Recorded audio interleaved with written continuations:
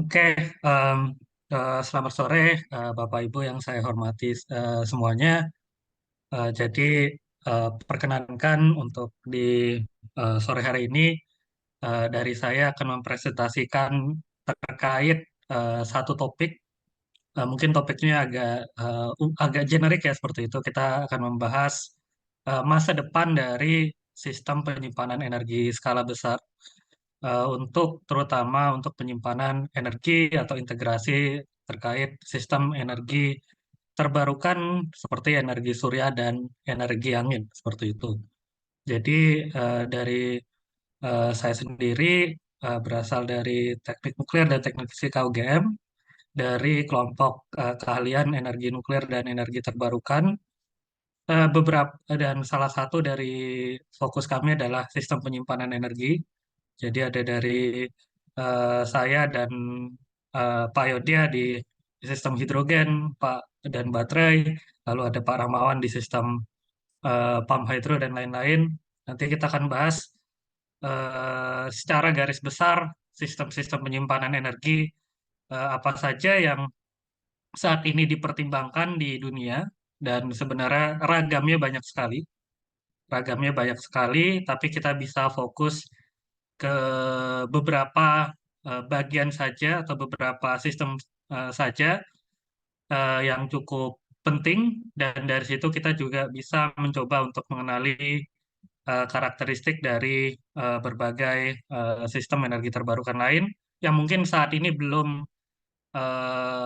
komersial, masih jauh dari komersial, tapi suatu saat akan punya aplikasi tertentu. Jadi secara outline kita akan bahas beberapa hal. Kita akan bahas beberapa hal. Pertama kali kita akan bahas terkait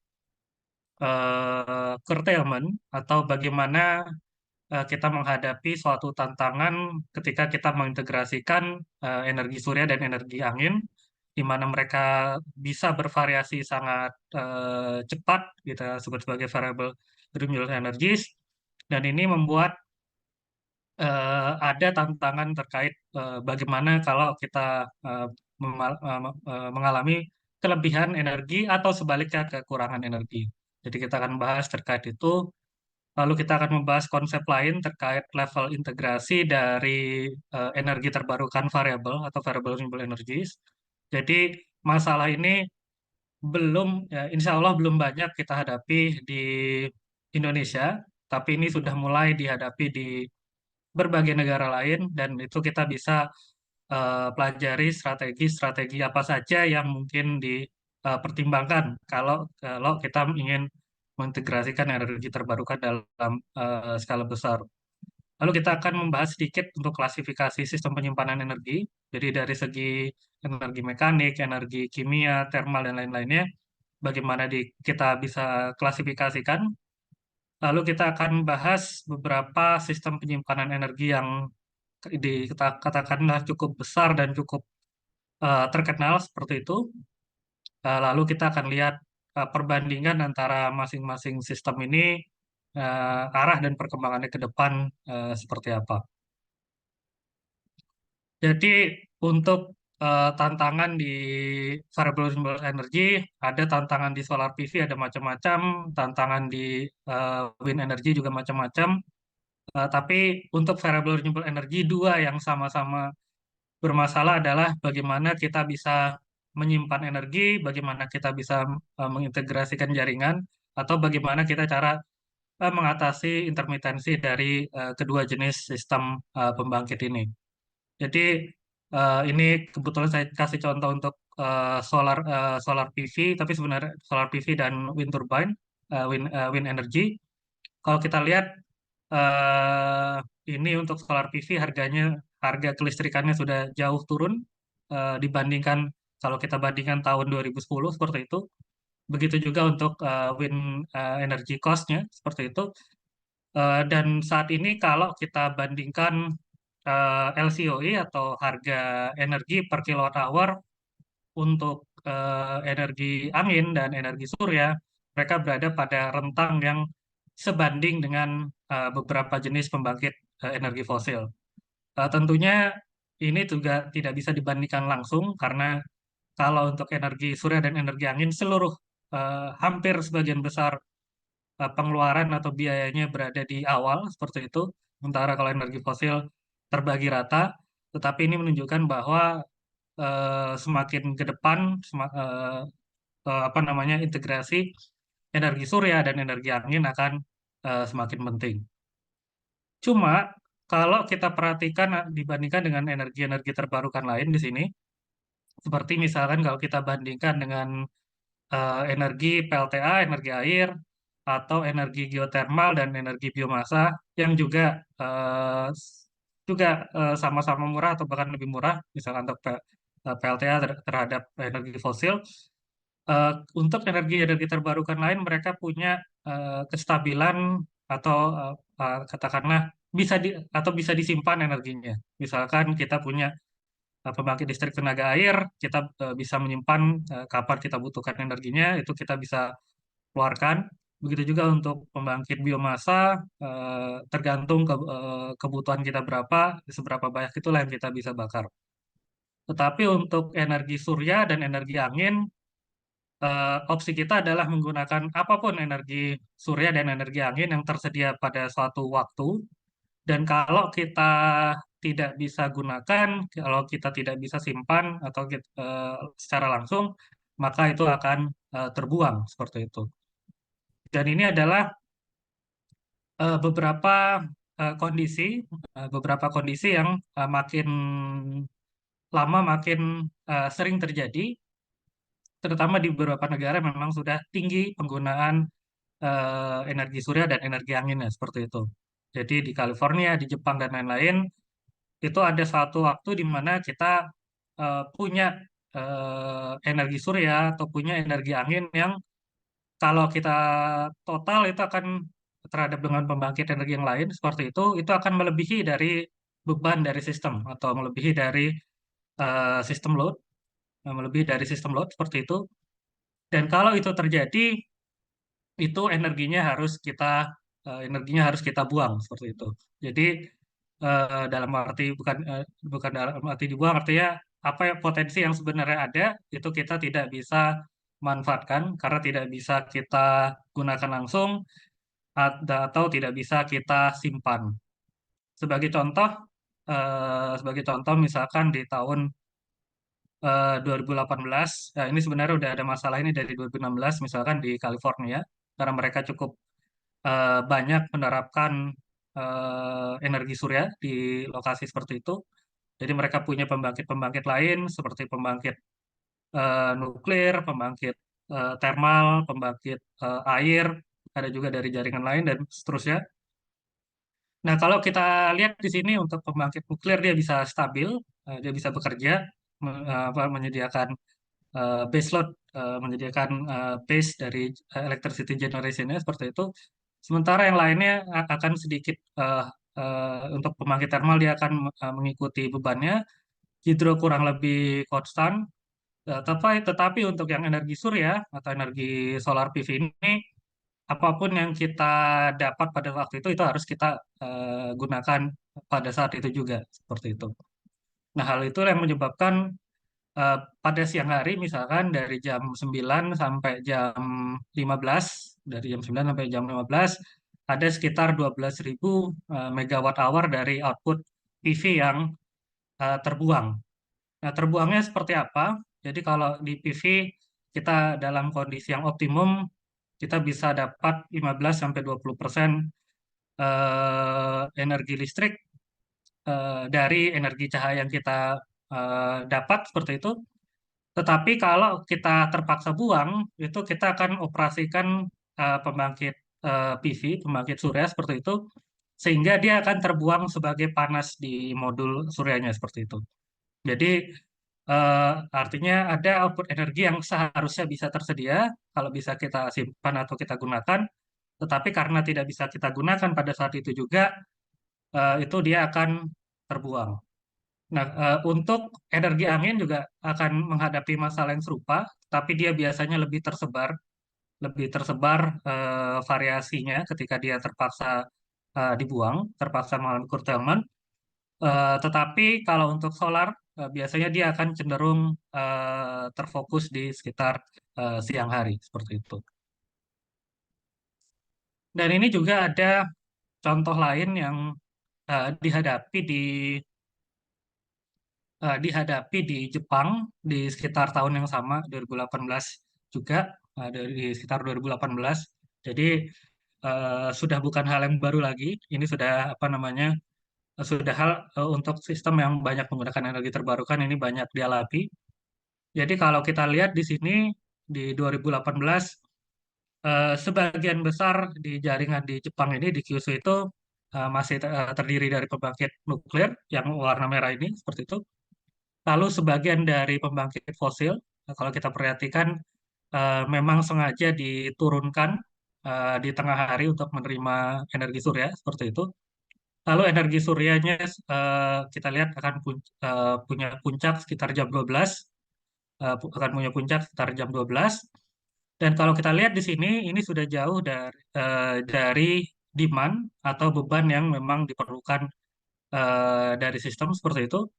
Sebagiannya itu diekspor, ekspor itu artinya dijual ke jaringan yang lain, karena ada beberapa jaringan listrik di Jepang seperti itu.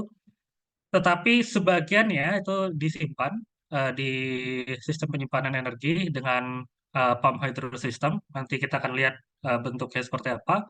Tetapi walaupun sudah ada mode penyimpanan energi, jadi walaupun sudah ada mode penyimpanan energi, sebagiannya juga kalau kita lihat di bagian atas ini juga dia terpaksa dibuang juga seperti itu.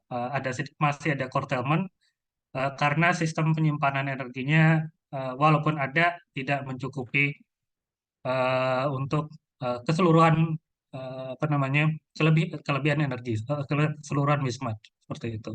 Jadi kita lihat bahkan dengan sistem yang sudah ada saja sudah ada pump hydro saja itu memang tetap ada risiko energi terbarukan ini dia terbuang.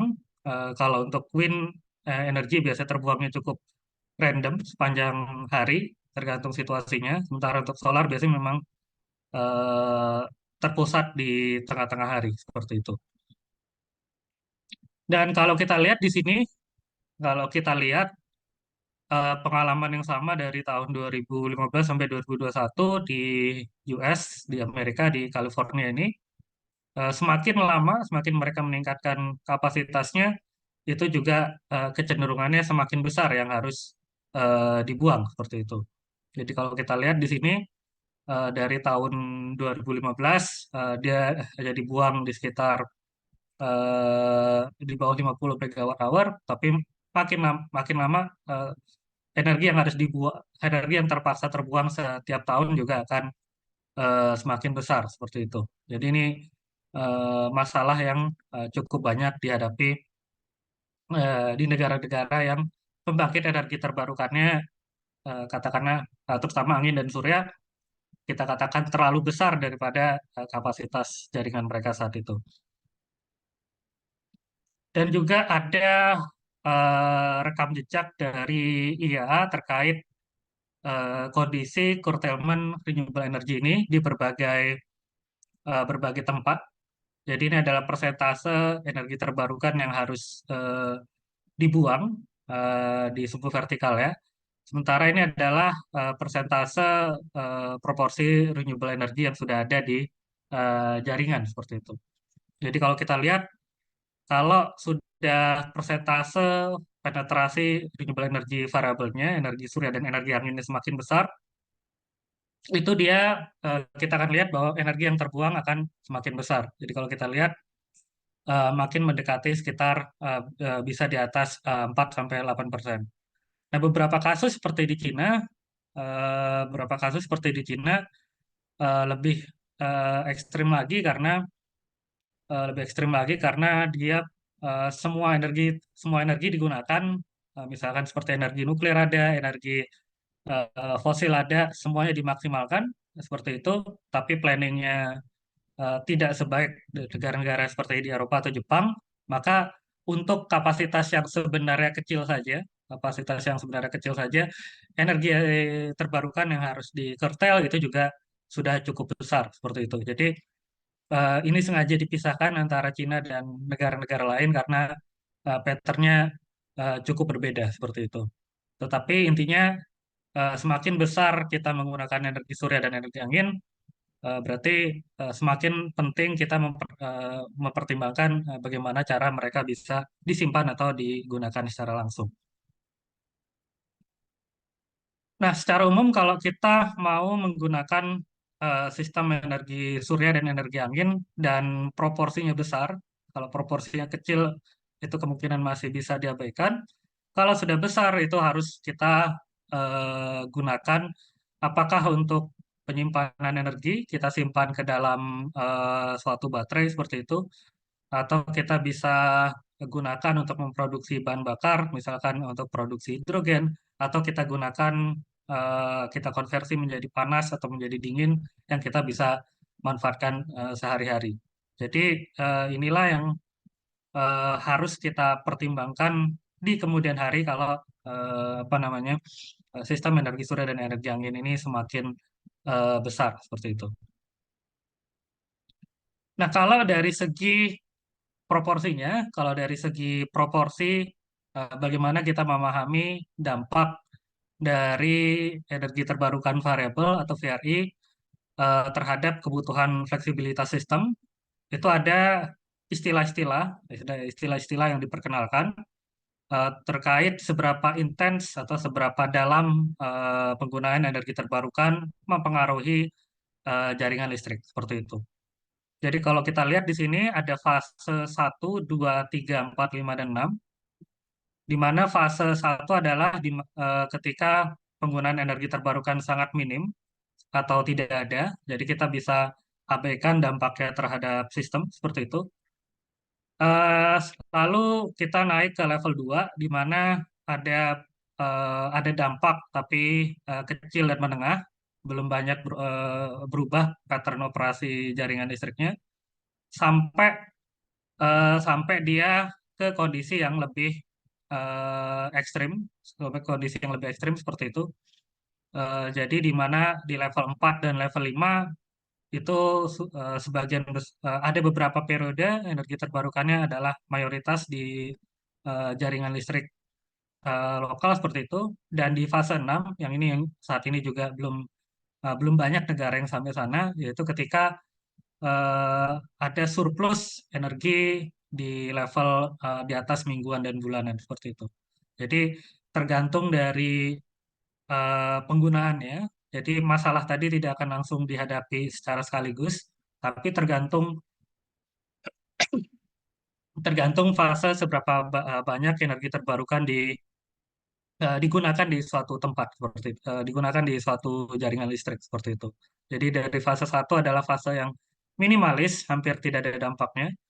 Fase 3 adalah ketika kita sudah harus mempertimbangkan penggunaannya secara penting. Lalu di level 5 ini, level 4, 5, 6 ini ketika proporsinya sudah cukup tinggi sehingga kita harus apa namanya mempertimbangkan matang-matang bagaimana cara menyimpan dan mendistribusikan energi ketika kita perlukan seperti itu. Dan itu juga ada isu terkait berbagai skala waktu. Jadi ada isu penyimpanan energi yang sifatnya lebih terkait kestabilan dan kendali frekuensi di sistem. Jadi antara level di bawah 1 detik sampai 1 detik. Dan ini nanti akan banyak kita hadapi kalau sudah masuk fase 2 sampai fase 4 seperti itu. Tetapi kalau energi terbarukan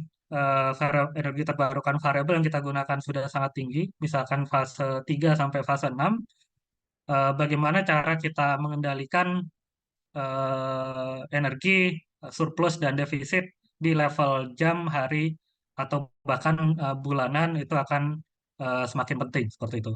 Jadi tergantung jenis fasenya, semakin besar itu akan semakin banyak isu yang kita harus hadapi di di berbagai rentang waktu seperti itu. Jadi misalkan ada variasi dari katakanlah ada power plant yang terputus, ada fluktuasi di apa namanya di demand, lalu ada juga fluktuasi di apa namanya energi surya atau energi angin dan lain-lain. Masing-masing ini akan sangat penting di skala waktu detik sampai jam sampai hari seperti itu.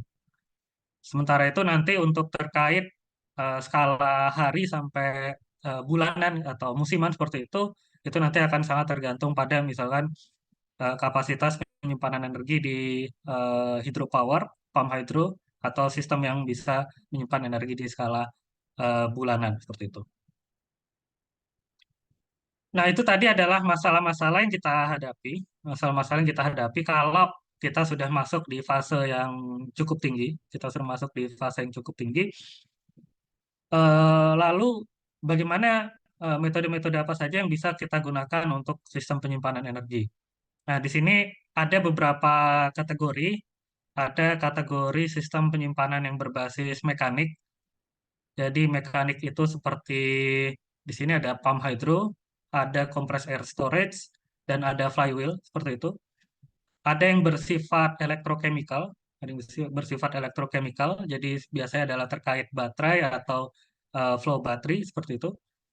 Ada yang sifatnya adalah chemical, walaupun ini juga bisa elektrochemical juga. Misalkan produk kita gunakan kelebihan energi terbarukan tadi untuk memproduksi hidrogen seperti itu. Dan ini bisa kita bedanya adalah ini kita bisa gunakan sebagai bahan bakar atau kita bisa ekspor atau kita bisa simpan atau kita konversi listrik lagi seperti itu. Lalu ada juga yang terkait bentuk thermal, bentuk thermal. Ada juga yang bentuk electrical, misalkan kita simpan di superkapasitor atau semacamnya. Jadi ada berbagai ragam metode penyimpanan energi yang tersedia untuk berbagai skala.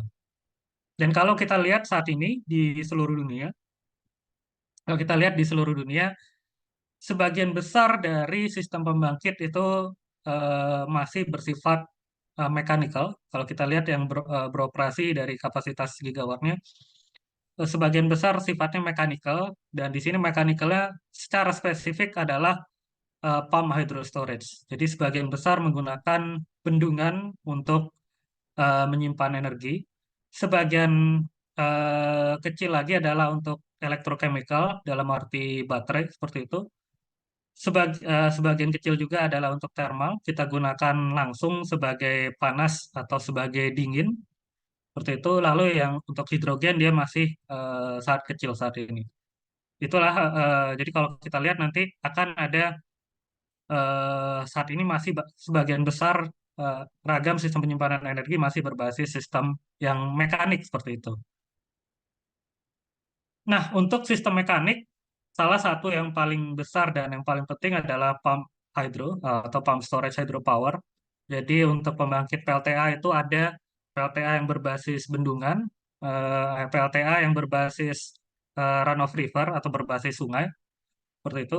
Lalu yang ketiga adalah PLTA yang memang ada fungsi utamanya adalah untuk menyimpan energi seperti itu. Jadi kalau kita lihat di sini, kalau PLTA biasa itu mode pembangkitan energi listriknya adalah air, energi potensial air yang tersimpan di bendungan atas itu disalurkan ke turbin, lalu turbin ini lalu poros turbin ini akan memutar generator, lalu generatornya akan menghasilkan listrik dan airnya akan dibuang ke reservoir atau penampungan di permukaan bawah seperti itu. Inilah yang umum kita gunakan sebagai mode pembangkitan dari PLTA seperti itu. Nah, untuk mode penyimpanan energi atau mode ketika kita menggunakan kelebihan listrik, menggunakan kelebihan listrik untuk katakanlah mengubah apa namanya energi listrik menjadi energi potensial air, maka dia akan bergerak secara kebalikannya. Jadi air dari reservoir bawah akan dipompa ke penampungan di atas. Dan turbin tadi akan difungsikan sebagai pompa dan generator akan difungsikan sebagai motor. Dia akan memanfaatkan kelebihan dari listrik dari luar seperti itu. lalu dia akan pompa airnya kembali ke atas, dan itu akan menjadi suatu sistem penyimpanan energi. Dan kalau kita lihat, dia bisa terdiri dari dua jenis. Ada yang memang gabungan antara PLTA biasa plus untuk penyimpanan energi. Ini kita sebut sebagai sistem open loop. Ini kita sebut sebagai sistem open loop. Lalu ada juga yang memang sistemnya hanya untuk penyimpanan energi saja. Itu kita sebut sebagai closed loop. Nah, kenapa kita sebut sebagai closed loop ketika untuk penyimpanan hanya untuk sistem penyimpanan energi saja? Karena di sini dia tidak tersambung dengan sungai atau aliran alami lainnya. Jadi airnya memang hanya naik turun dari permukaan atas dan permukaan bawah seperti itu. Jadi memang keperluannya hanya untuk menyimpan energi ketika kelebihan energi listrik, lalu mengeluarkannya kembali ketika ternyata kita butuhkan energi potensial yang kita perlukan untuk konversi lagi menjadi energi listrik seperti itu. Dan ini adalah sistem yang cukup menarik karena berarti bangunan sipilnya akan lebih sederhana, bangunan sipilnya akan lebih sederhana dan juga jenis daerah perbukitan, pegunungan dan lain-lainnya juga bisa lebih banyak yang bisa kita gunakan karena kita nggak memerlukan aliran sungai. Otomatis tempat yang bisa tersedia sistem penyimpanan ini akan lebih banyak daripada yang murni memang bisa menggunakan yang murni memang bisa digunakan sebagai PLTA juga seperti itu. Nah, selain kita menggunakan storage yang berbasis ketinggian, kita juga bisa menggunakan storage pump hydro yang berbasis kedalaman. Jadi kalau kita takut kita kehabisan lahan di pulau seperti itu, Pulau Jawa atau Pulau Kalimantan dan seterusnya, kita takut misalkan kehabisan lahan, kita bisa menyimpan energi juga di garis pantai. Di garis pantai misalkan kita menggunakan konsep yang kita sebut sebagai underwater pump hydro energy storage ini. Jadi nanti ada suatu tangki di dalam laut atau di dalam permukaan pantai yang kita akan kosongkan, kita akan apa namanya kosongkan atau dalam arti kita pompa airnya ke atas, kita pompa airnya ke atas dari laut, dari bawah permukaan laut ke katakanlah ke pantai seperti itu. Kita pompa ke pantai dan itu berarti kita bisa menggunakan sedikit perbedaan energi potensial itu kita gunakan untuk menyimpan kelebihan energi listrik. Nah, sebaliknya ketika kita sudah mau gunakan, artinya kita butuh listrik, kita bisa kembalikan air yang sudah tadi kita apa namanya, kita pompa ke pantai, itu kita kembalikan lagi ke bawah, kembalikan lagi ke laut, dan maka dia akan berfungsi sebagai PLTA biasa seperti itu. Nah, di sini cukup menarik karena kita bisa apa namanya, tidak memerlukan bendungan yang besar. Kita bisa gunakan dalam modul-modul kecil seperti ini yang kita bisa kosongkan dan kita apa namanya, penuhi kapan kita perlukan seperti itu. Eh, dan jadi kita bisa bentuk dalam modular, artinya tergantung berapa banyak kita perlukan kita bisa perbesar. Cuma kita bisa gunakan di sepanjang garis pantai, tidak terlalu efektif, tidak terlalu butuh lokasi yang khusus. Cuma masalahnya adalah beda ketinggiannya mungkin tidak sebesar kalau kita lihat di apa namanya, di pegunungan seperti itu.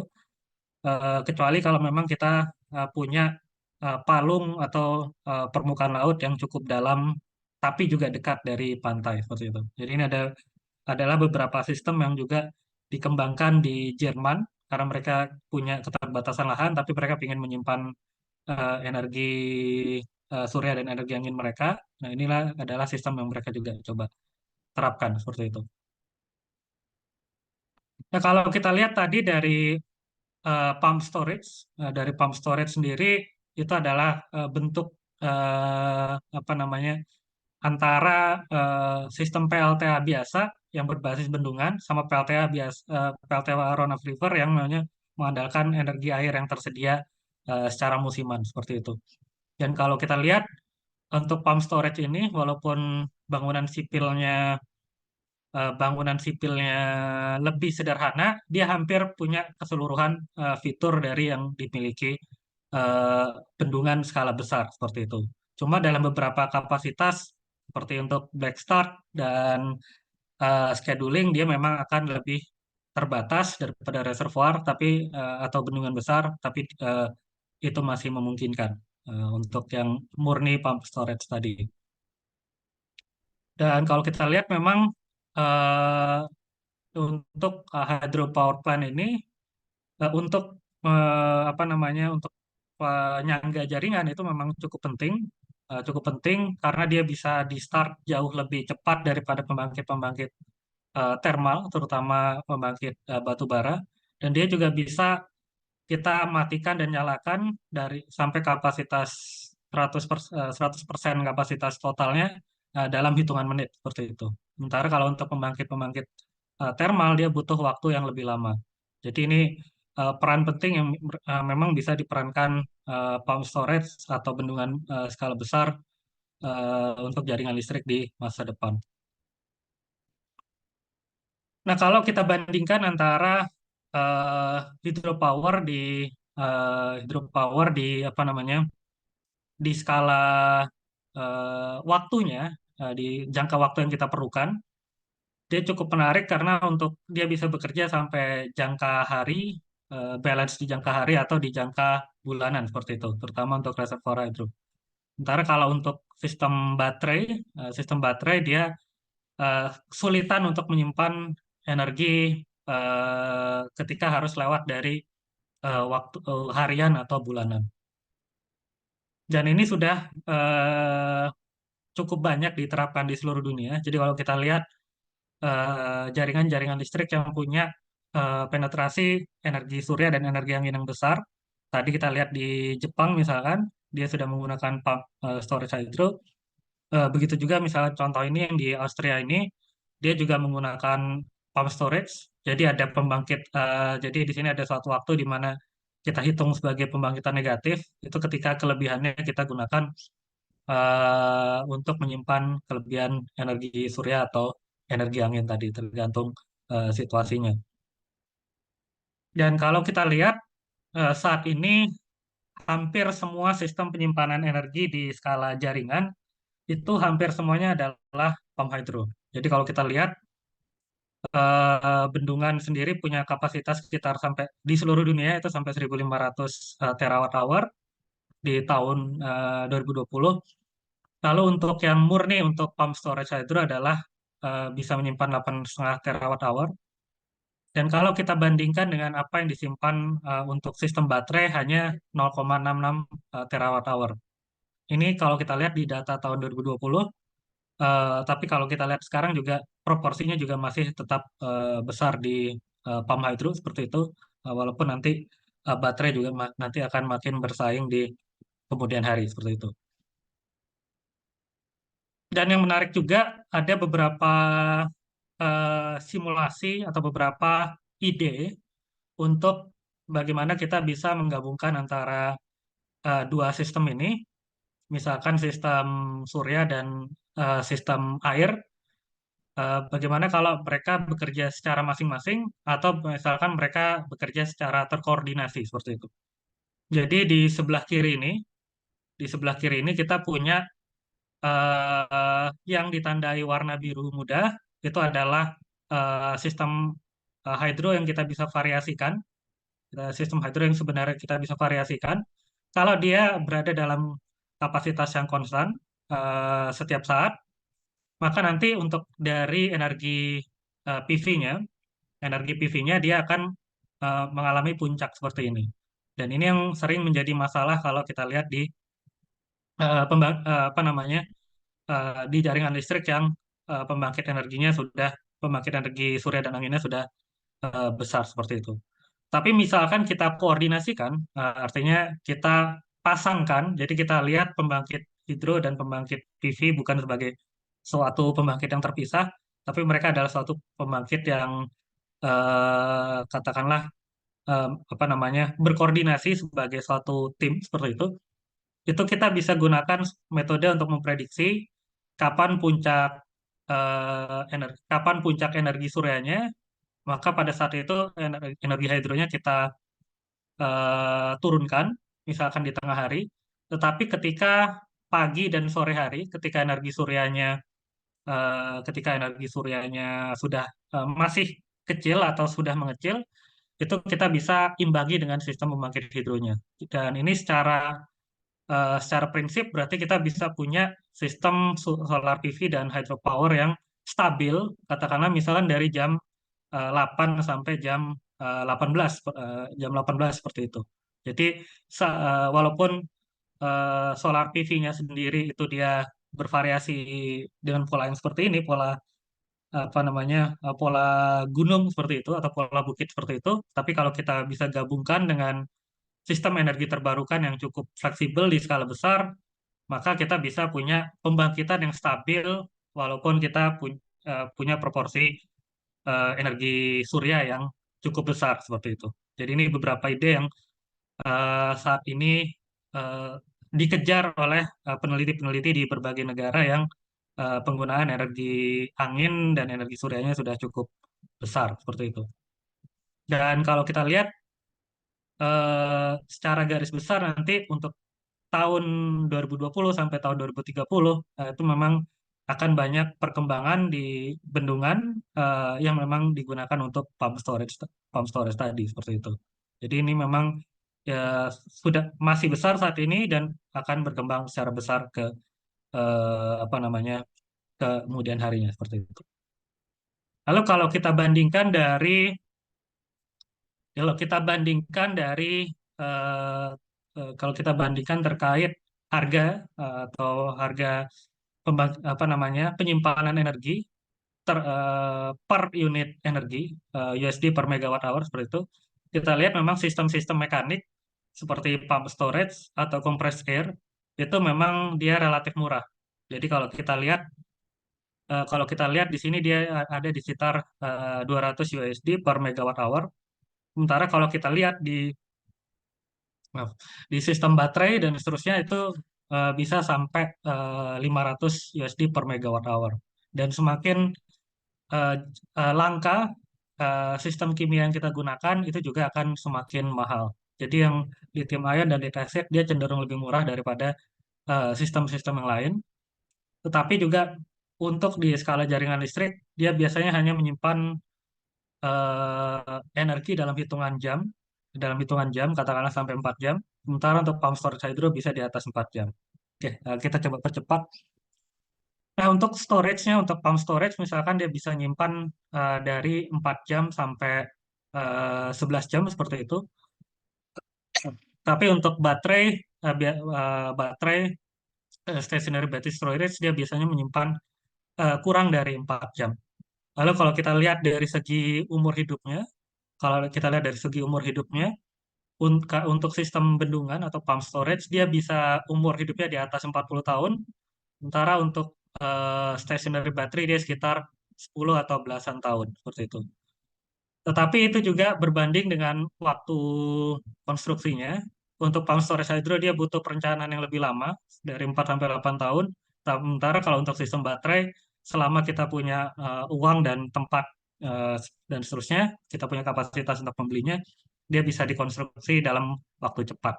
Jadi ada kelebihan dan kelemahannya masing-masing di situasi antara kedua sistem ini. Nah, ini juga tadi penggunaan pump storage hydro di Jepang. Jadi kalau kita lihat dalam eh, di 2010 masih sedikit penggunaannya, tapi di 2020 dan di 2024 ini semakin banyak dengan semakin banyak energi PV yang kita lihat ada di sini, energi surya yang ada di sini, semakin banyak juga apa namanya penggunaan pump storage hydro. Kalau kita lihat di puncak-puncak solar PV di situ juga puncak penggunaan pump storage hydro juga. Nah, ada banyak penyimpanan energi lain. Ini ada compressed air energy storage. Jadi kita menggunakan kompresor untuk mengkompresi udara ke dalam suatu sistem, misalkan ke suatu gua atau penyimpanan bawah tanah, seperti itu, sehingga dia beri tekanan tinggi. Lalu ketika kita mau gunakan eh, energi tekanan udara itu kita bisa kembalikan lagi, sehingga tekanan udara itu akan memutar generator dan akan menghasilkan listrik. Nah, ini cukup menarik terutama untuk tambang-tambang. Jadi kalau kita punya formasi bawah tanah yang tidak digunakan, ini bisa kita gunakan untuk compressed air energy storage ini. Lalu untuk baterai, baterai ini salah satu yang paling umum kita bayangkan. Kita bayangkan kalau kita membayangkan penyimpanan energi surya atau energi angin. Tapi kalau kita, jadi dia menyimpan energi dalam bentuk energi kimia berdasarkan reaksi listrik yang kita bisa balik ketika kondisi charging dan ketika kondisi discharging. Dan dia juga cukup efisien. Jadi misalkan kita charge suatu baterai, lalu kita gunakan apa namanya, kita konversi lagi menjadi listrik, maka 80% dari apa yang kita masukkan itu masih bisa kita keluarkan lagi. Jadi baik pembangkit pumped storage hydro dan pembangkit sistem baterai ini dia relatif efisien dalam sistem penyimpanan energi.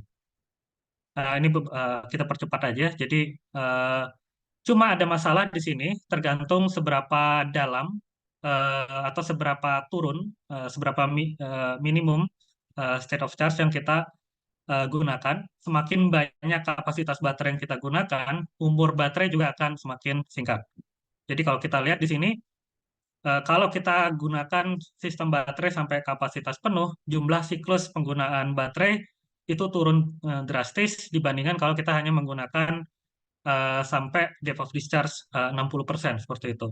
Jadi yang menjadi masalah dari baterai adalah ketika kita gunakan semakin besar, umur hidupnya akan semakin uh, pendek seperti itu. Umur hidupnya akan semakin pendek dan ini menjadi masalah menyebabkan dia harganya relatif lebih mahal daripada pump storage tadi. Nah, selain baterai dalam kondisi stasioner atau yang kita simpan di dalam gedung atau semacam itu, dalam suatu utility scale battery storage, kita juga bisa simpan dalam bentuk electric vehicles. Nah, ini juga apa namanya, ketika misalkan ada kalau intinya kita bisa menggunakan ini sebagai baterai juga, hanya saja dia memang ada gunanya untuk menjalankan kendaraan. Ini adalah beberapa skema lain yang juga cukup menarik. Ada beberapa lah. Ini adalah selain itu juga banyak terkait konversi energi surya menjadi hidrogen. Tapi ini saat ini masih jauh lebih kecil dibandingkan semua sistem-sistem yang lain. Yang menarik adalah hidrogen ini bisa kita transport jarak jauh, bisa kita gunakan untuk berbagai keperluan, misalkan bahan bakar, listrik, transportasi, dan lain-lain. Cuma yang menjadi kita juga bisa gunakan dari berbagai metode dari bentuk energi surya atau energi angin atau dari geothermal dan lain-lainnya. Cuma yang menjadi masalah adalah dari segi efisiensi. Jadi kalau kita gunakan 100% dan 100 kWh untuk menyimpan hidrogen, mungkin hanya 50 kalau kita kembalikan ke dalam sistem fuel cell, mungkin hanya 50%-nya lagi yang bisa kita kembalikan ke electrical energy output. Jadi kalau kita fungsinya adalah untuk menyimpan energi, hidrogen ini tidak terlalu baik, tetapi kalau kita gunakan untuk transportasi atau untuk industri kimia dan lain-lain, baru sistem ini akan lebih unggul daripada yang lain. Selain itu juga ada penggunaan energi penyimpanan energi dalam bentuk panas dan dingin. Dan biasanya ini tidak kita konversikan lagi menjadi listrik karena tidak efisien, tapi bisa kita gunakan sebagai panas atau sebagai dingin. Nah, yang mungkin lebih relevan buat kita adalah untuk penyimpanan dingin. Jadi di bangunan-bangunan misalkan di Singapura, itu negara tropis sama seperti kita, mereka butuh sistem pendinginan yang cukup efisien untuk berbagai bangunan mereka. Nah, di situ mereka bisa menggunakan kelebihan energi. Itu mereka bisa menggunakan kelebihan energi, misalkan dari energi surya di siang hari, ketika kebutuhannya juga kemungkinan besar, itu mereka bisa gunakan untuk menggerakkan sistem refrigerasi untuk menghasilkan air dingin. Dan air dingin ini bisa disalurkan ke berbagai gedung, sehingga kita bisa gunakan pendinginan pada waktu-waktu yang kita perlukan seperti itu. Jadi ini cukup menarik juga untuk penyimpanan energi thermal, tapi jarang kita konversi lagi ke apa namanya kembali menjadi energi listrik seperti itu. Nah, itu tadi skema-skema. Kita coba percepat aja. Bagaimana perbandingan antara berbagai sistem penyimpanan energi tadi. Jadi, kenapa kita punya banyak sistem penyimpanan energi? Pertimbangan utamanya adalah karena mereka punya kelebihan dan kelemahan masing-masing. Seperti itu. Jadi, kalau kita lihat, ada banyak parameter, yang mengunggulkan satu bentuk energi, satu bentuk sistem penyimpanan terhadap bentuk penyimpanan yang lain. Jadi beberapa sistem seperti untuk baterai, untuk lithium ion misalkan, itu kalau kita lihat dia punya energy density dan power density. Energy density itu berapa energi per volume, power density itu berapa power yang bisa kita gunakan, per volume juga yang bisa kita keluarkan seperti itu. Dan ini adalah penyebab kenapa lithium ion kita gunakan untuk apa namanya kendaraan listrik karena dia punya daya dan energi yang cukup besar untuk volume yang kecil. Sebaliknya untuk pump hydro storage di sini, walaupun dia jauh lebih murah, kita nggak pernah membayangkan dia untuk menyimpan energi di skala bangunan, apalagi di skala kendaraan seperti itu.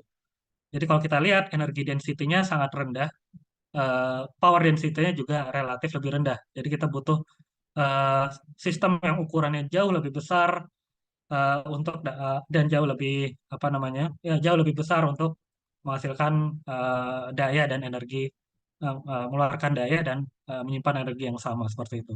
Jadi walaupun saat ini yang banyak digunakan karena murah, tetapi kalau untuk sistem penyimpanan skala kecil seperti kendaraan atau rumah tangga, sistem baterai memang relatif lebih unggul karena mereka bisa menyimpan cukup besar. Jadi ini ada beberapa pertimbangan. Jadi kalau kita lihat tadi untuk skala besar biasanya kita akan lebih banyak saat ini masih mengandalkan di pump hydro. Cuma masalahnya adalah lokasinya terbatas. Lokasinya terbatas, apa namanya ke lingkungan juga cukup besar karena kita butuh bangunan sipil dan lain-lainnya seperti itu. Kompres air juga cukup menarik, tapi kita butuh lokasi yang khusus. Jadi untuk pump hydro dan kompres air, kata kuncinya adalah di lokasi. Sementara untuk sistem baterai memang saat ini mereka masih mahal, butuh material yang toksik dan lain-lain. Tapi untuk penyimpanan energi di skala rumah atau di skala kendaraan, memang mereka cukup unggul seperti itu. Jadi dan kalau suatu saat teknologinya semakin maju, ada kemungkinan ketika mereka overlap, baru mereka akan bisa cukup menarik digunakan di skala besar. Ini ada beberapa perbandingan, nanti slide-nya bisa kita share dari segi harga dan lain-lain. Mungkin satu lagi yang kita juga cukup penting adalah apa yang kita sebut sebagai efisiensi tadi. Jadi kalau kita lihat untuk pump hydro dan baterai efisiensinya di 70 sampai 85 untuk pump hydro, di baterai di 63 sampai 90 seperti itu atau sampai 97. Jadi secara efisiensi energi sangat besar. Tapi untuk sistem fuel cell dia cukup rendah. Jadi kalau kita konversi hidrogen kembali di hidrogen dan oksigen kembali menjadi listrik, efisiensinya paling tinggi, paling mentok adalah sampai 66% seperti itu. Jadi kalau kita sudah tahu pasti tujuannya untuk listrik, sebaiknya ini dihindari. Sementara kalau kita tahu tujuannya adalah untuk listrik, lebih baik menggunakan sistem energi yang lain. Jadi ini ada kelebihan dan kelemahan untuk berbagai sistem. Lalu ada satu parameter lain itu yang kita sebut sebagai self discharge. Jadi untuk sistem penyimpanan energi ini, walaupun kita tidak pakai, itu kita akan kehilangan energi di situ. Dan ini cukup besar di baterai. Jadi kalau kita simpan energi di baterai dalam jangka harian atau bulanan, itu energi yang terbuang akan cukup signifikan. Sementara untuk di sistem hidrogen atau sistem pump hydro, dalam jangka waktu mingguan atau bulanan, energi yang terbuang atau kita katakanlah bocor itu jauh lebih kecil daripada baterai. Makanya di situ ada beberapa literatur yang memang menyarankan hidrogen digunakan untuk skala jangka panjang, sementara baterai untuk jangka yang lebih pendek. Baik, seperti itu saja eh, paparan dari saya. Saya kembalikan ke Pak Edi untuk tanya jawab. Terima kasih. Baik, terima kasih Pak Bimo atas paparannya. Kita lanjutkan dengan tanya jawab ya. Ini yang pertama dari Pak sebentar ini tadi dari Pak Pandu Santoso ya ini ya. Eh, izin bertanya nih, kartelmen energi terbarukan apa sudah dibarengi peran pemerintah untuk kasus di Jepang dan USA, California? Silakan. Oke, oke. Terima kasih atas pertanyaannya Pak Pandu. Ya, jadi untuk di Jepang atau di Eropa dan negara-negara lain yang memang sudah mendapati masalah curtailment itu, memang itu sudah menjadi target dari pemerintah adalah supaya untuk diminimalkan. Jadi kalau kita lihat, karena energi surya dan energi angin itu harus digunakan pada saat itu juga, kalau enggak dia harus disimpan, otomatis memang kita harus rencanakan dari jauh hari, terutama pembangkit termal seperti batu bara, yang dia nggak terlalu fleksibel, itu memang dia ketika siang hari memang harus siap, memang udah harus siap-siap turun seperti itu. Memang harus siap-siap turun. Kalau dia masih tinggi, solar juga makin tinggi, pump storage nggak siap, curtailment maka akan menjadi besar seperti itu. Jadi memang ini ada persaingan antar apa namanya investor atau apa namanya pengembang dari berbagai energi terbarukan. Kalau kita lihat dari energi surya dan angin memang cukup mereka punya keterbatasan dari segi teknis, jadi sangat mengandalkan sekali peran pemerintah untuk apa namanya untuk scheduling tadi. Jadi untuk pembangkit termal yang responnya lambat seperti batu bara itu bisa memang diskedulkan supaya turun pada siang hari seperti itu. Tetapi untuk pembangkit eh, apa namanya natural gas yang dia naik turunnya fleksibel cukup cepat, biasanya dia nggak terlalu masalah. Jadi memang perlu peran pemerintah karena masih misalkan kita punya pembangkit batu bara, pasti pinginnya semaksimal mungkin eh, dinyalakan seperti itu. Tetapi kalau kita ingin melihat dari keseluruhan sistem supaya emisinya rendah, harga pembangkitannya juga masuk akal, ya berarti memang harus ada kebijakan pemerintah untuk membatasi sampai sejauh mana eh, curtailment tadi berlaku seperti itu. Jadi kalau enggak pasti di curtail terus-terusan seperti itu untuk yang energi surya dan energi angin.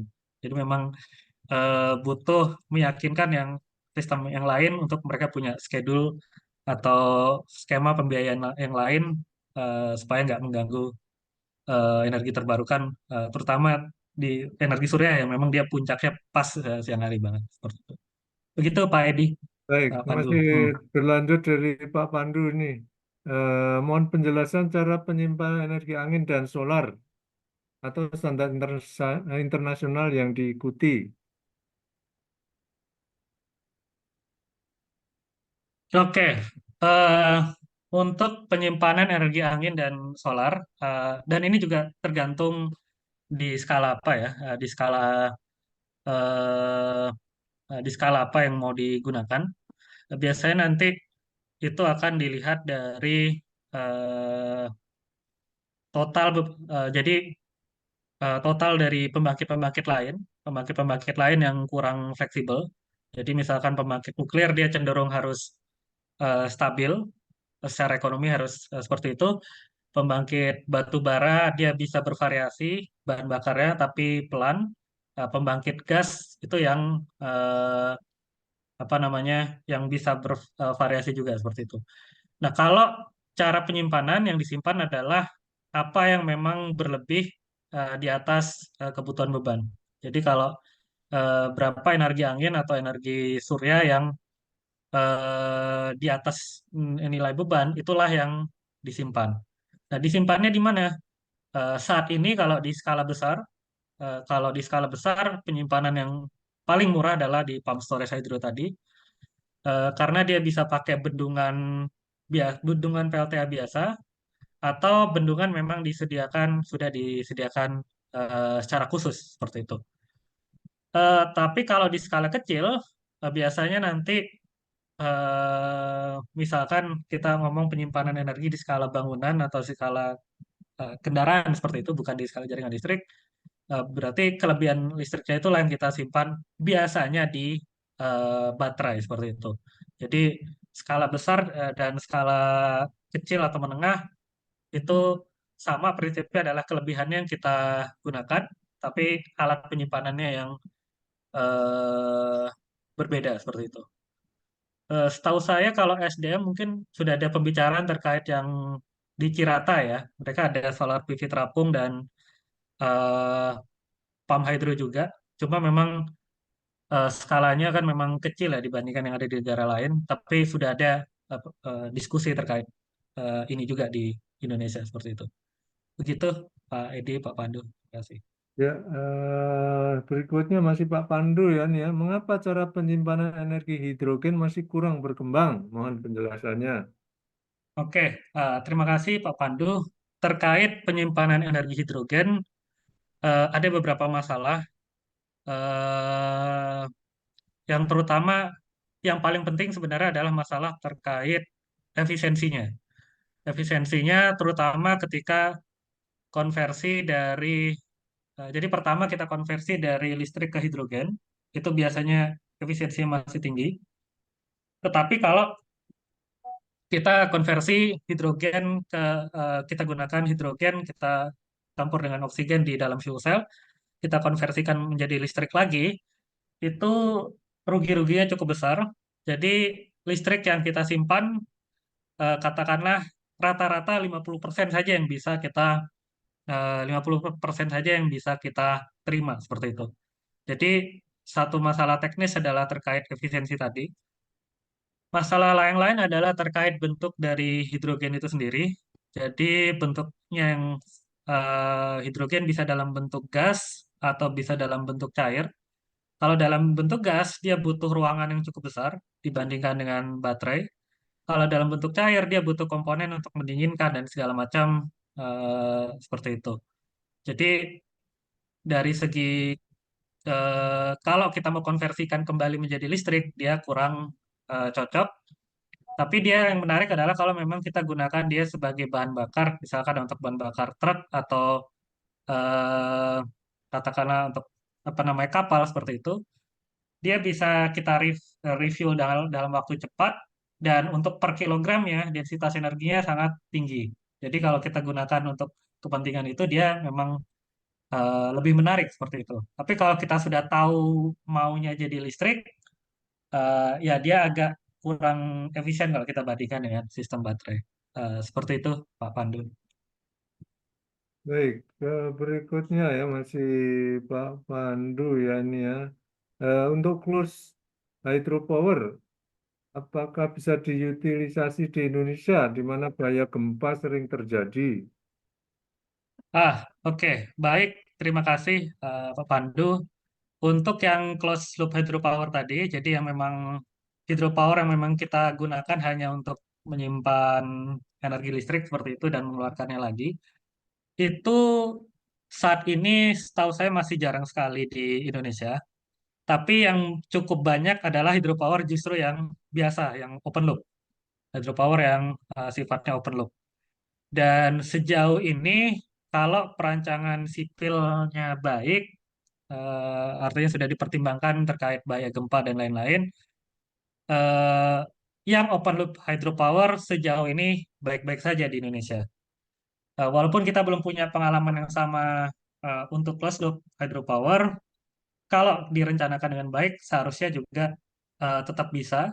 Dan karena variabelnya lebih sedikit, karena ini nggak ada sungai dan lain-lain, seharusnya secara sipil juga mungkin lebih sederhana. Dan kalau kita bandingkan juga, kita juga bandingkan kalau gempa itu kita bisa bandingkan di Jepang. Jadi kalau kita lihat di Kyushu juga sudah digunakan untuk pump hydro, asal kita rancang dengan baik, seharusnya bisa digunakan di Indonesia. Begitu, Pak Pandu. Baik, berikutnya nasi Pak Pandu. Mohon penjelasan penyimpanan energi panas bumi. Oke, untuk penyimpanan energi panas bumi, ini tergantung apakah kita bicarakan energi panas bumi yang sudah dikonversi menjadi listrik, misalnya dari geothermal sudah dikonversi menjadi listrik seperti itu. Pada dasarnya dia akan sama saja dengan listrik dari eh, solar panel atau dari angin seperti itu. Misalkan kalau dia sudah disimpan menjadi listrik, kalau dia sudah dibangkitkan menjadi listrik, mungkin yang menarik adalah dia akan menjadi lebih mudah diprediksi karena energi panas bumi cenderung lebih stabil seperti itu.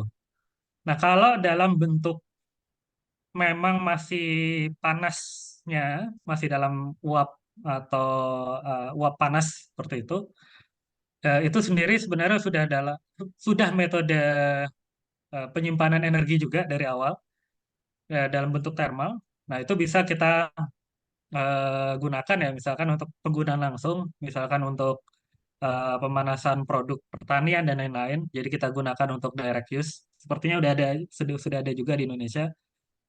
Tapi kalau sudah jadi listrik, sebenarnya sama saja dengan energi surya dan angin. Malah lebih enak karena eh, lebih mudah diprediksi seperti itu. Itu Pak Pandu. Baik, berikutnya masih Pak Pandu juga nih. Penggabungan energi hydro PV apakah sudah mempertimbangkan sistem kontrolnya?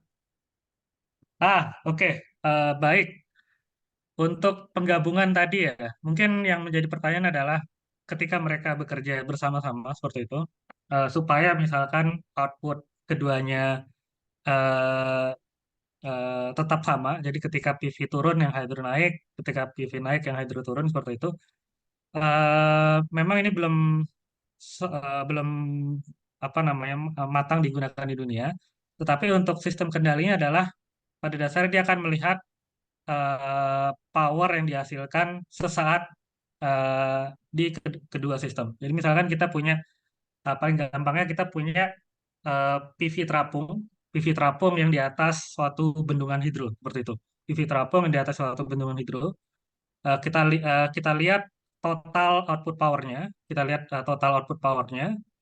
Lalu tergantung bulan apa, misalkan di Indonesia ada hitungan seperti apa, kita punya pertimbangan teoritis setiap bulan seharusnya PV ini bisa berapa, hidro ini bisa berapa gitu. Nanti kita gunakan sebagai set point powernya.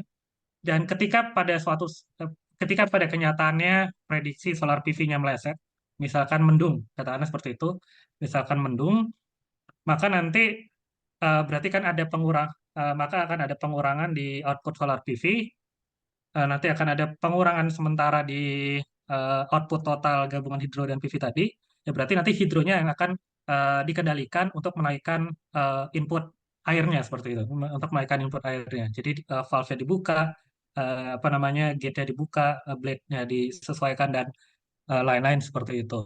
Jadi memang kalau mau digunakan secara bersamaan, kita perlu satu sistem prediksi tadi, kita gunakan power sebagai set point ya, seperti itu. Seakan-akan dia pembangkit yang konstan.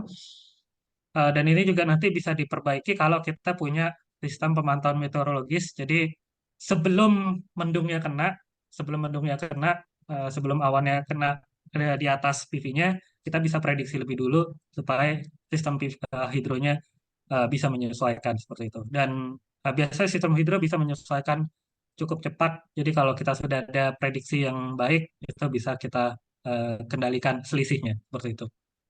Terima kasih. Ini Pak Pandu angkat tangan, Pak. Silakan, Pak. Kalau ada yang mau disampaikan, Pak. Iya, makasih Pak Edi. Assalamualaikum warahmatullahi wabarakatuh. Ya, Salam bisa. kenal Pak Ari Bimo. Eh, saya dari praktisi migas, jadi pertanyaan saya arahnya ke eh, apa ya, operasi bigas ya. Jadi kalau Anda tadi kita coba tanyakan mengenai mengapa hidrokar eh, penyimpanan hidrogen itu kurang berkembang. Padahal hidrogen itu di beberapa negara sudah dipakai untuk bahan bakar ya, kalau nggak salah. Betul, betul, betul, betul Pak Pandu. Ha. Ya, eh, jadi saya bertanya-tanya, hidrogen ini mungkin Anda yang belum tahu atau belum meneliti atau gimana, Pak Ari?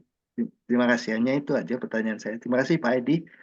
Oh Pak ya, Ari, Ya, Assalamualaikum warahmatullahi wabarakatuh. Waalaikumsalam. terima kasih Pak Pandu. Jadi kebetulan memang hidrogen betul seperti Pak Pandu bilang itu di luar negeri cukup besar digunakan untuk transportasi seperti itu. Jadi memang itu benar hidrogen yang digunakan di luar negeri sudah banyak yang digunakan untuk transportasi dan sebenarnya di Indonesia sendiri hidrogen juga digunakan untuk pabrik kimia, pabrik pupuk, pabrik apa namanya pabrik plastik, segala macam apa namanya industri kimia yang butuh hidrogen seperti itu, pabrik metanol dan lain-lain juga menggunakan hidrogen. Jadi hidrogen banyak digunakan saat ini sebagai bahan bakar dan juga sebagai itu tadi feedstock untuk industri kimia. Nah, kebetulan saya sendiri juga memang kita ada spesialisasi untuk produksi hidrogen. Cuma saat ini perlu dibedakan ada tiga skala produksi hidrogen. Ada yang kita sebut sebagai hidrogen eh, abu-abu atau hidrogen coklat seperti itu, ada hidrogen biru, ada hidrogen hijau. Nah, yang saat ini masih minimal, artinya masih kurang berkembang, itu adalah hidrogen dari energi terbarukan. Jadi hidrogen dari energi surya atau hidrogen dari energi angin itu yang masih belum berkembang. Nah, yang paling paling berkembang adalah hidrogen yang tadi hidrogen coklat atau hidrogen hitam tadi itu adalah yang kita gunakan dari proses steam reforming. Jadi kita dari CH4 kita pecah jadi H2 seperti itu atau dari coal gasification. Jadi dari gasifikasi batu bara. Dan hidrogen yang ada di luar negeri itu sebagian besar masih dari gas alam. Hidrogen yang di luar negeri itu sebagian besar masih dari gas alam. Nah, eh, ke depannya seperti apa kalau kita mau mengembangkan hidrogen hijau seperti itu? Hidrogen hijau berarti kita harus mempermudah apa namanya? Mempermurah atau mempermudah proses konversi listrik ke hidrogen. Jadi yang bisa dimainkan adalah kita cari katalis yang lebih bagus dan lain-lainnya seperti itu. Atau kita juga bisa mainkan reaksinya. Jadi misalkan kita pakai air limbah atau semacam itu, kita gunakan elektrolisis untuk produksi hidrogen. Nah, jadi kalau bisa kita gunakan seperti itu, baru hidrogen hijau bisa berkembang. Nah, kebetulan kalau Pak Pandu dari Migas, selain menggunakan energi terbarukan, ada metode lain untuk menghasilkan hidrogen yang bersih seperti itu. Bukan tidak menghasilkan emisi, itu kita sebut sebagai blue hydrogen. Jadi dari gas alam kita tetap memang lakukan proses steam reforming tadi, CH4 kita pisah menjadi hidrogen, tapi karbonnya itu kita tangkap dan kita capture. Nah, jadi ini bukan energi terbarukan, tapi energinya secara prinsip bersih karena karbon dioksida tidak diemisi dan hasil hidrogennya sama saja. Hasil hidrogennya sama-sama bisa digunakan untuk kendaraan, untuk apa namanya industri, untuk apa namanya balik jadi listrik dan lain-lain seperti itu. Jadi memang betul di luar negeri saat berkembang, jadi yang apa namanya hidrogen dari fossil fuel itu sangat berkembang. Hidrogen yang blue hidrogen tadi saat ini untuk industri migas yang akan menarik. Nah, green hydrogen ini kebetulan memang termasuk yang paling tertinggal gitu dibandingkan cara-cara produksi hidrogen yang lain gitu, seperti itu. Nah, cuma kebetulan itu memang karena saya bekerja di energi terbarukan, tetap ada interest untuk mengembangkan green hydrogen itu tadi. Walaupun harganya memang lebih mahal daripada hidrogen-hidrogen yang memang dari gas alam ya seperti itu. Begitu Pak Pandu. Terima kasih. Baik, berikutnya dari Pak Koko Priyansah. Ada di slide istilah demand side flexibility dan juga demand side response. Artinya apa ya Pak? Apakah sama atau berbeda? Oke, ya jadi sebenarnya dua-duanya kurang lebih mirip ya seperti itu. Tapi flexibility itu lebih luas pengertiannya. Dalam arti bukan cuma mengendalikan beban seperti itu, tapi ada koordinasi antara penggunaan beban tertentu dengan eh, pembangkit tertentu. Misalkan tadi contohnya untuk Singapura seperti itu, dia salah satu metode untuk flexibility-nya adalah untuk penggunaan cooling di bangunan, penggunaan cooling di bangunan. Jadi ada suatu demand yang sifatnya khusus, ada suatu demand yang sifatnya khusus seperti itu.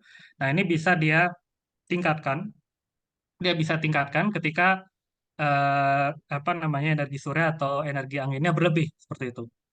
Dan ketika itu diperlukan, misalkan jadi kita bisa gunakan kelebihan yang ada di siang hari itu pasti bisa digunakan sampai sore hari atau malam hari seperti itu. Sementara kalau demand side response ya setahu saya mirip seperti itu. Mungkin saya agak salah perbedaannya apa. Tapi seingat saya yang flexibility lebih lebih luas maknanya. Nanti saya coba cari lagi apakah sama. Pemahaman saya mirip sekali atau memang ada perbedaan sedikit seperti itu. Baik, ini masih ada satu pertanyaan dari Pak Pandu ya. Pertanyaan mengenai economic lifespan energi dari panas bumi gitu.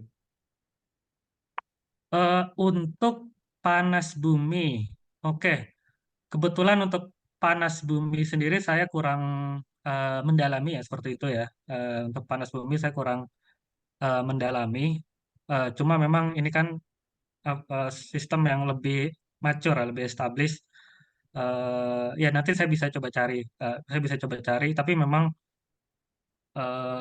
ini lebih mudah dikendalikan sih daripada energi surya atau energi angin, lebih stabil seperti itu. Jadi di luar bahasan energi storage.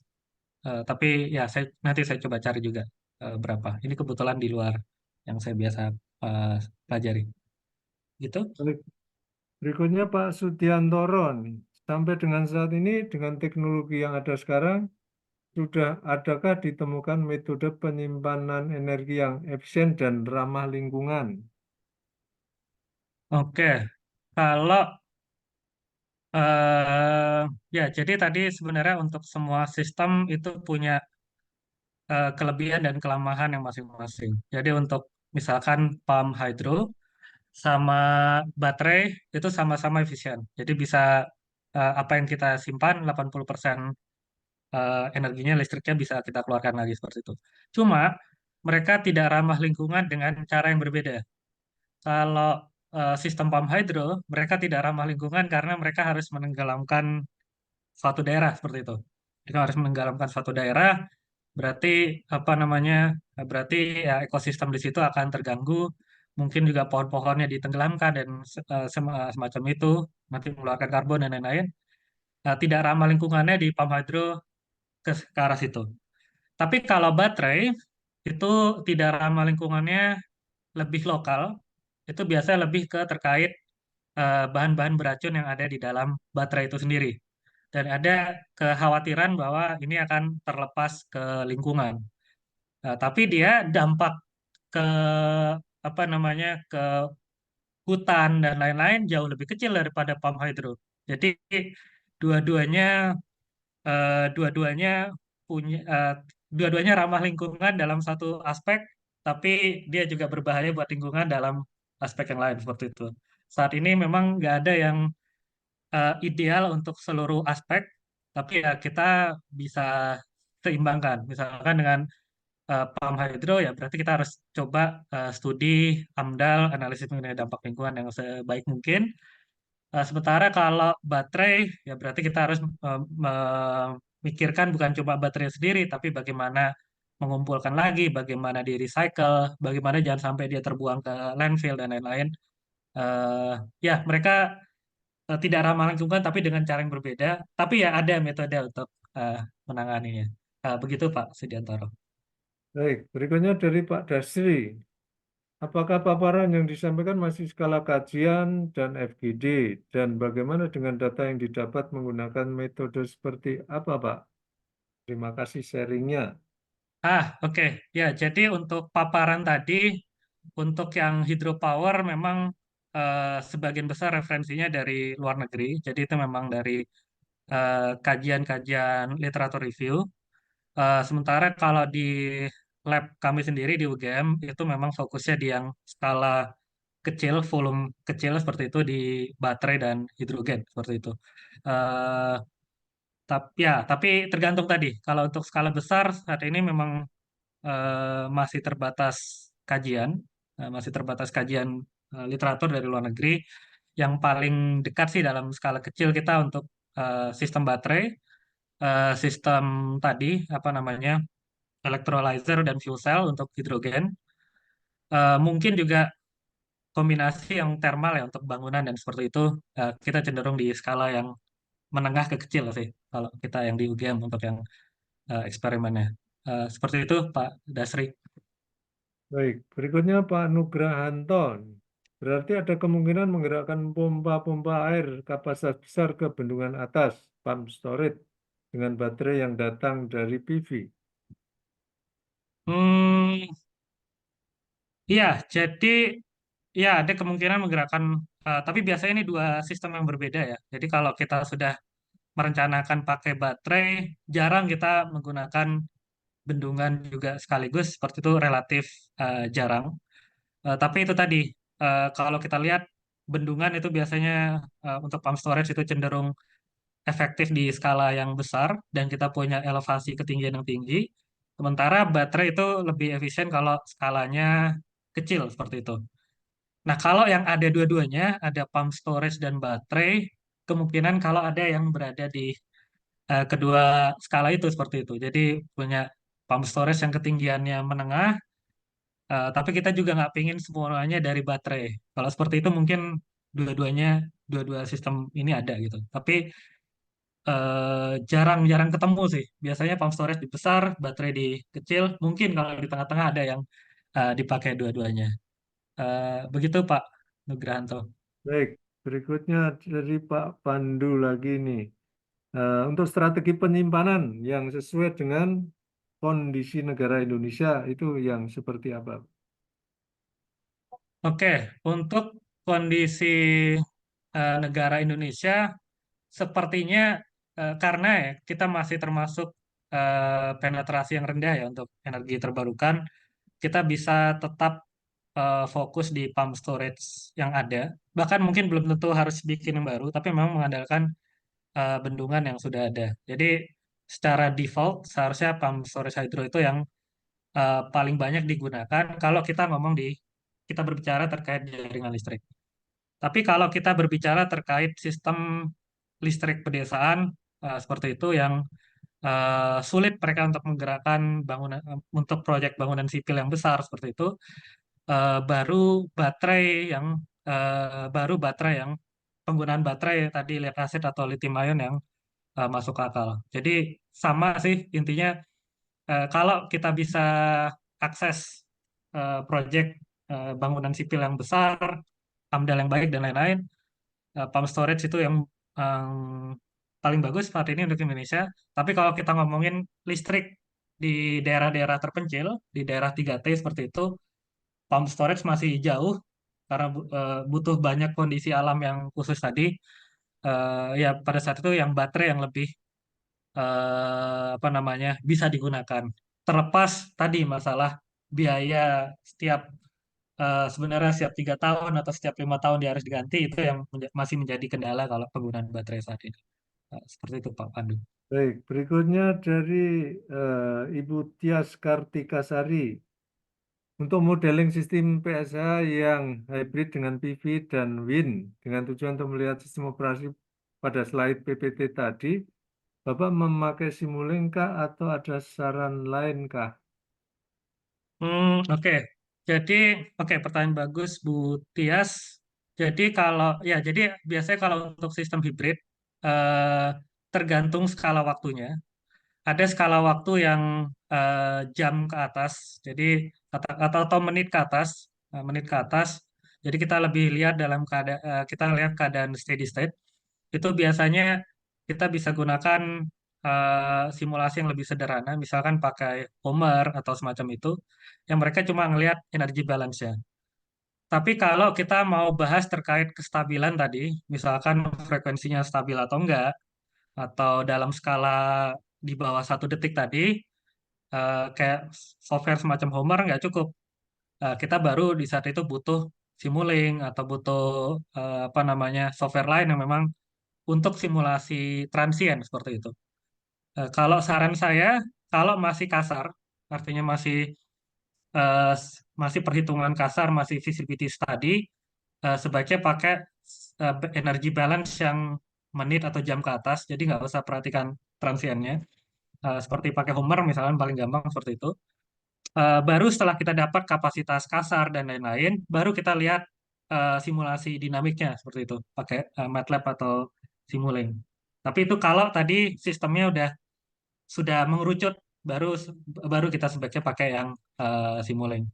Karena bisa jadi kalau hitungan kasarnya sudah apa namanya hitungan kasar dengan Homer itu tadi bisa apa namanya ngecek sistem apa sih yang visible. Tapi ya memang kalau mau lihat yang performa betul-betul memang perlu Simulink tadi. Jadi saya sarankan sih 2 tahap, skala apa namanya yang simulasi kasar tadi, untuk simulasi jam ke atas, baru nanti simulasi yang detail. Seperti itu Bu Tias. Baik, berikutnya masih Butias ya. Saat ini juga sedang dibangun PSH di Cisokan. Apakah ada info juga terkait ini atau adakah info tentang potensi di Indonesia? Oke, ya jadi ya untuk yang PSH di Cisokan, sementara ini saya belum, kalau secara khusus untuk PSH di Cisokan. Tapi ada penelitian dari Australian National University, terkait pump storage hydro yang sifatnya closed loop. Intinya adalah intinya dari penelitian mereka dari Australian National University ini, pump storage hydro bisa menyimpan energi sebesar pokoknya 2 kali dari seluruh energi listrik yang kita gunakan di Indonesia saat ini seperti itu. Dan mereka juga di backup data-datanya eh, dengan simulasi hidrologis sederhana tempat-tempat mana saja yang bisa dibangun pump storage hydro ini. Cuma apakah benar yang semua tempat yang mereka bilang potensial ini bisa dimanfaatkan? Nah, ini juga memang eh, belum dikaji lebih jauh seperti itu. Tapi kalau kita lihat potensi kasar, eh, bisa lebih besar daripada seluruh energi listrik di Indonesia kalau penelitian mereka benar seperti itu. Artinya semua site yang diidentifikasi memang bisa dipakai. Baik, Begitu Bu Tias. berikutnya dari Pak Erik Cimahi ini. Teknologi ESS apa yang tepat untuk Indonesia yang bisa mendukung EBT untuk menurunkan GRK 39% di 2045? Oke, terima kasih Pak Erik seperti itu. Jadi tadi untuk menurunkan gas rumah kaca ya, untuk menurunkan gas rumah kaca, berarti saat ini eh, ada 2 fokusnya, berarti mengurangi energi fosil, satu.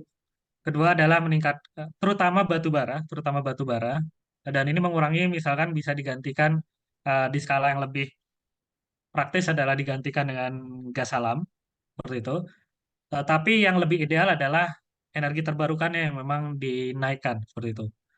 Nah, kalau yang paling tepat sebenarnya kita mulai dari prioritas yang lebih murah saat ini pump hydro yang memang paling besar, karena kita bisa menggunakan bendungan yang sudah ada atau PLT yang sudah ada, atau kita bisa mengembangkan hydropower yang baru khusus untuk itu. Nah, cuma apakah ini tetap paling efektif sampai 2045? Nah, ini juga menjadi pertanyaan karena eh, untuk baterai sendiri itu juga harganya turun cukup cepat. Jadi kalau kita lihat tadi untuk solar PV dia bisa turun 4 kali lipat harganya dalam jangka waktu 10 tahun. Nah, kalau kita prediksi dari 2024 sampai 2045 itu kan 20 tahun seperti itu.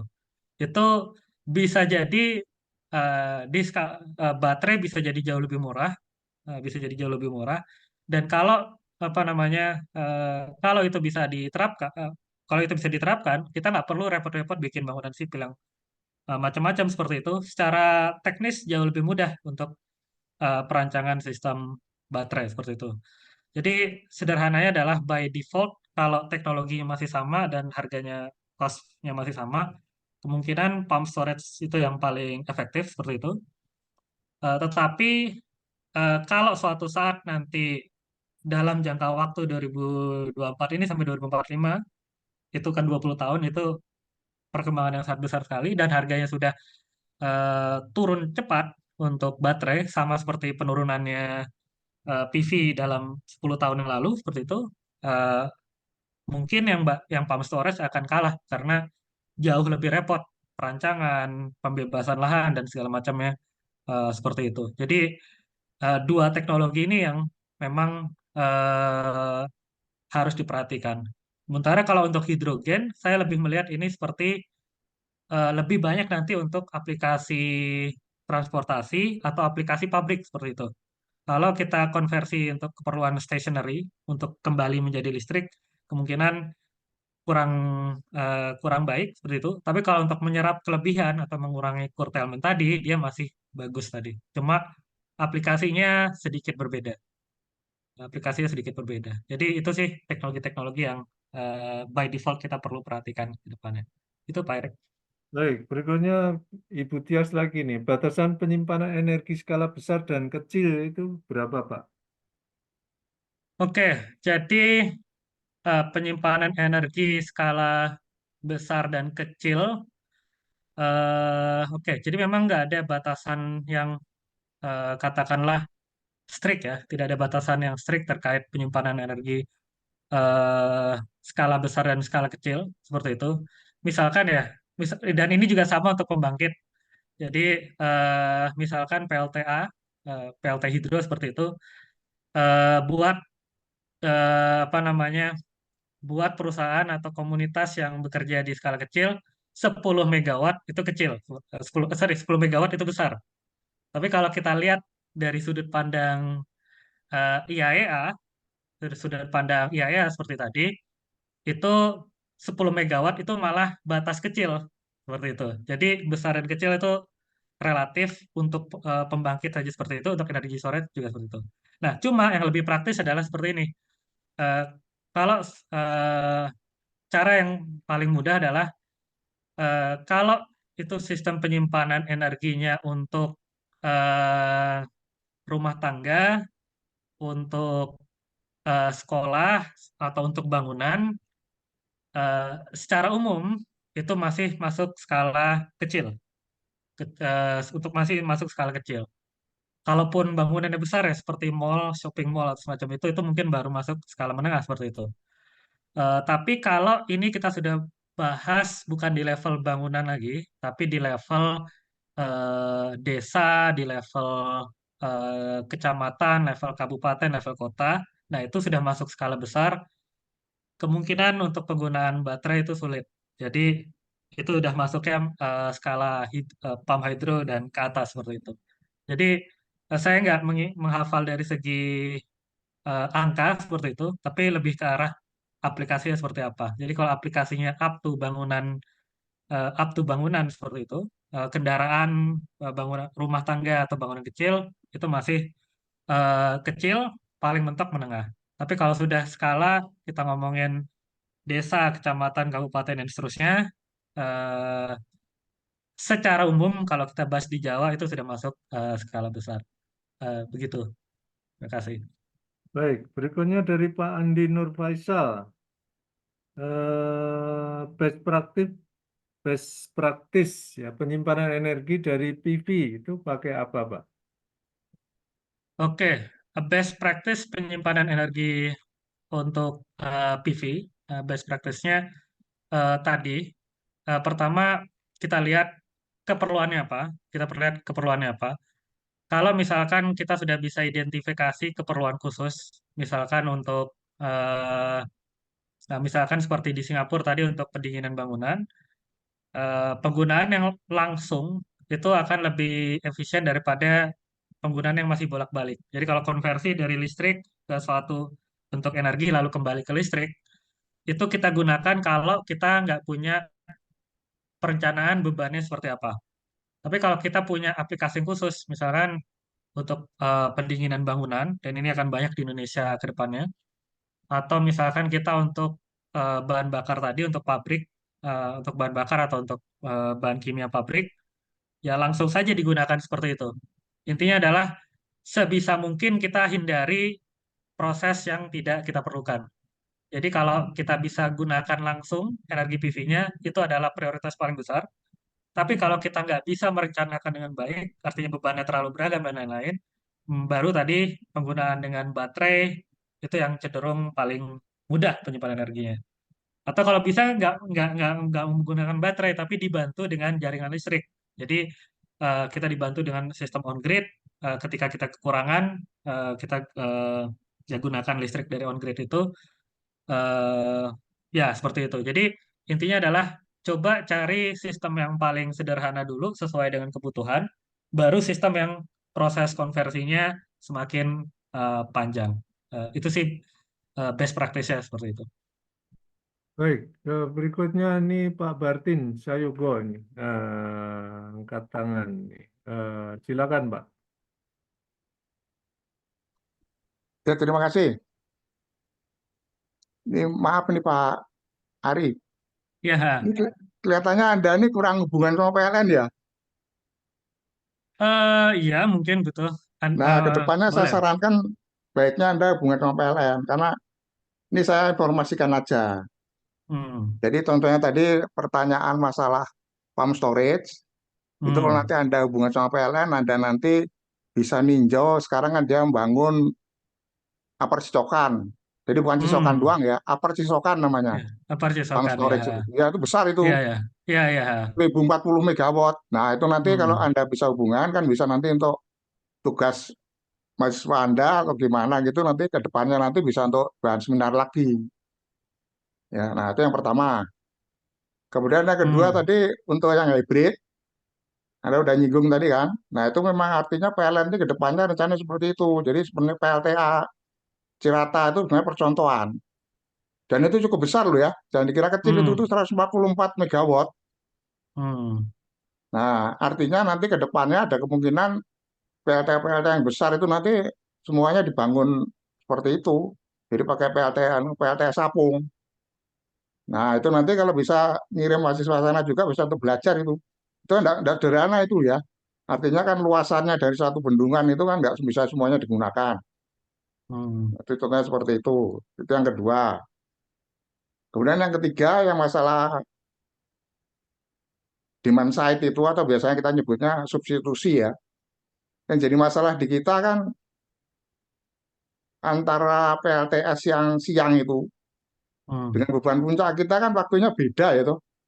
Betul, betul ya. Nah, Hmm. artinya kan nggak bisa sebenarnya kan artinya nggak bisa substitusi itu, nggak bisa apa langsung gantikan. Nah, Hmm. itu yang paling bagus kalau nanti Anda hubungi aja PLN Sulawesi karena paling lengkap itu di Sulawesi.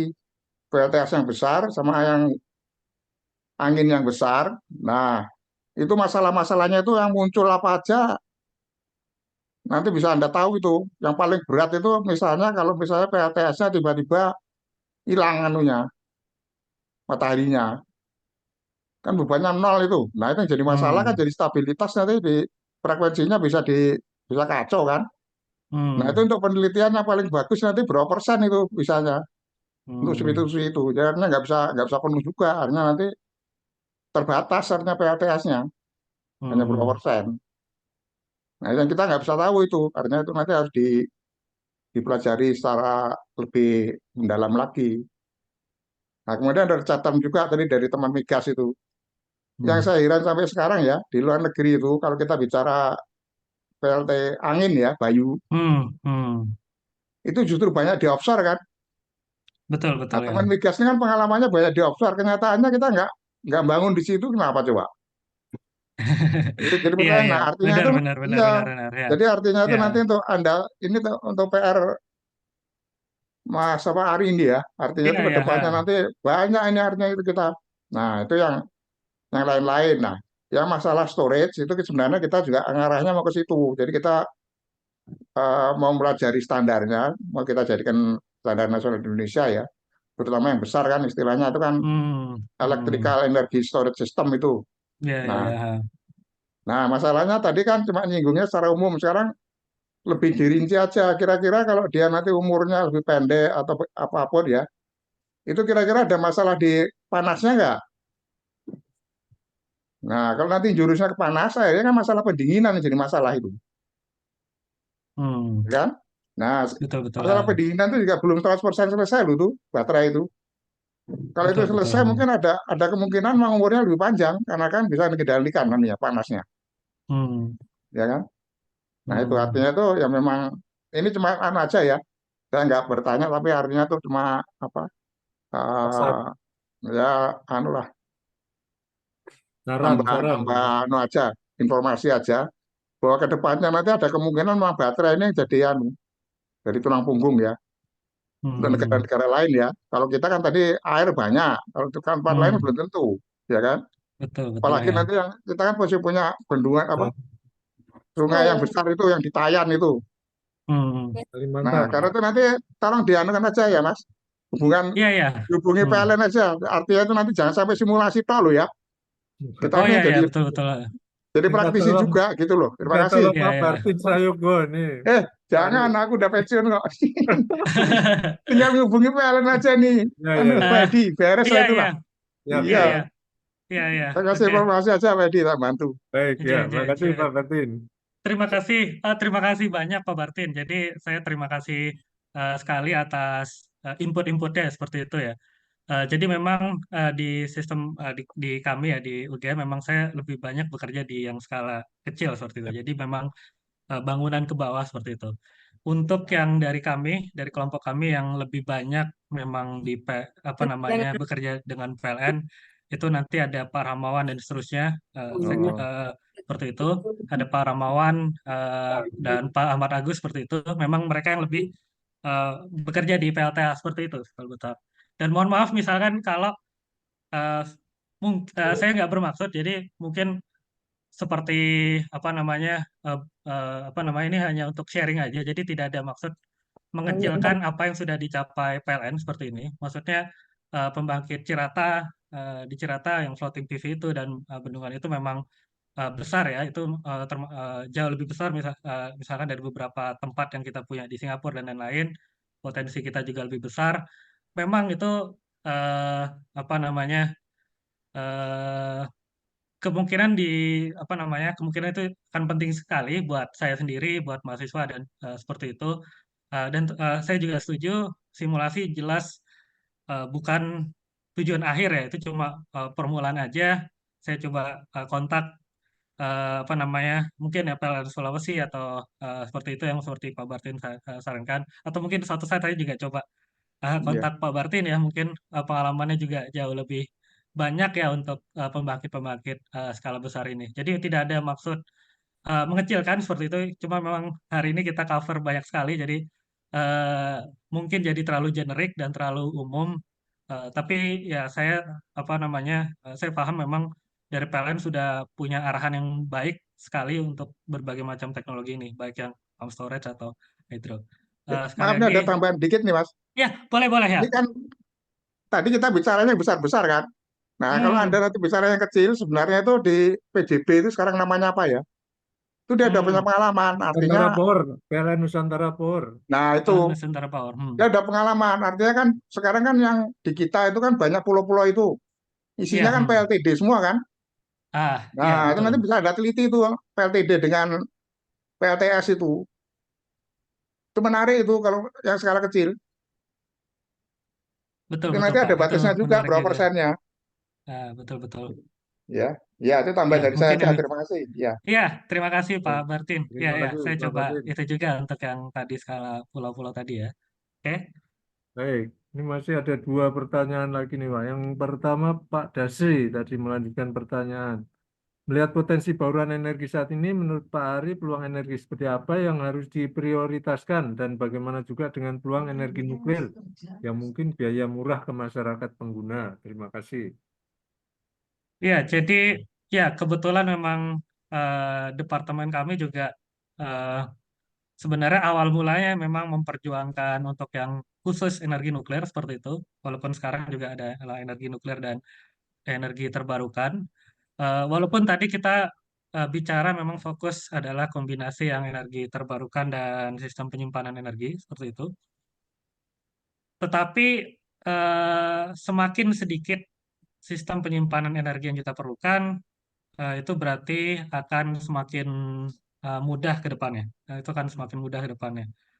Dan salah satu cara yang paling eh, cost efektif mungkin adalah menggunakan energi nuklir ini seperti itu. Menggunakan energi nuklir ini.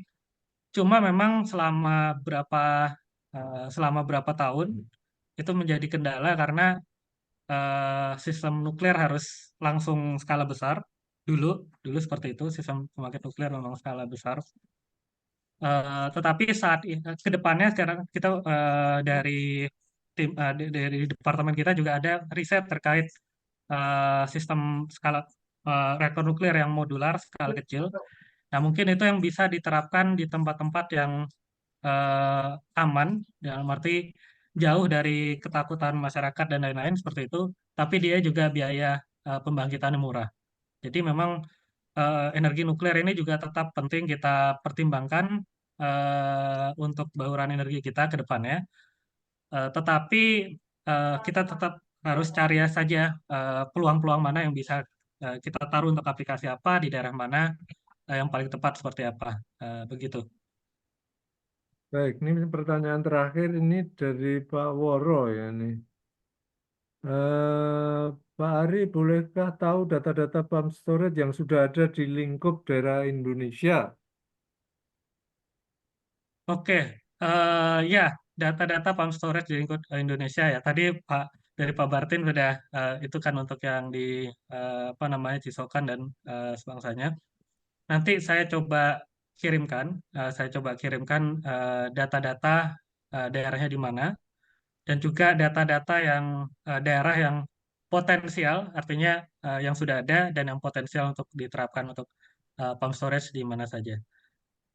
Nanti mungkin saya kirim ke Pak Edi mungkin seperti itu ya, Ya, bersama boleh. dengan Bisa, bisa. slide ini seperti itu. Terima kasih Pak Waro. Baik, waktunya tinggal 5 menit lagi. Kita akhiri ya. Kalau nggak ada pertanyaan lagi, tentu saja. Kita akhiri acara sore hari ini. Sekali lagi, saya atas nama Bika Teknisika mengucapkan terima kasih pada Pak Ari Bimo Prakoso yang sudah memberikan paparannya, menjawab pertanyaan. Terima kasih juga masukan-masukan yang muncul di sesi ini dari Pak tadi, dari Pak Pandu, dari Pak Bartin ya. Mudah-mudahan nih banyak, saya pikir banyak manfaatnya ini bisa menjadi pelajaran kita semua itu. Terima kasih pada ibu-ibu dan bapak-bapak sekalian yang sudah bergabung di acara sore hari ini. Kita lanjutkan acara kita besok sore ya, ini tentang virtual reality. Silakan yang tertarik bergabung lagi besok sore. Mohon maaf, selamat sore. Assalamualaikum warahmatullahi wabarakatuh. Waalaikumsalam. Terima kasih banyak Pak Edi. Waalaikumsalam warahmatullahi Terima kasih banyak sekali Pak lagi. wabarakatuh. Pandu, Pak Iya. Bartin, dan Bapak Terima Ibu kasih. semua. Bertemu lagi. Makasih Pak Ari. Terima kasih. Pak Ari, maaf boleh minta Makasih, Pak. kontaknya? Sampai ketemu lagi. Assalamualaikum. Oh, Oh, di slide. Itu ya. di slide itu ada di slide. Oh, ya, nanti ada di slide juga. Ini belum dapat ini kode absensi sama kode slide-nya ini Pak. Jadi Oh, boleh tadi di situ di itu ya, apa di chat tadi itu harus dibaca di sana, Pak. Nggak dapat itu di situ. nggak dapet ya Pak ini Pak. Ini saya ini lagi. Ya, Buat ya. ini Pak Selamat sore menambah. Pak Edi.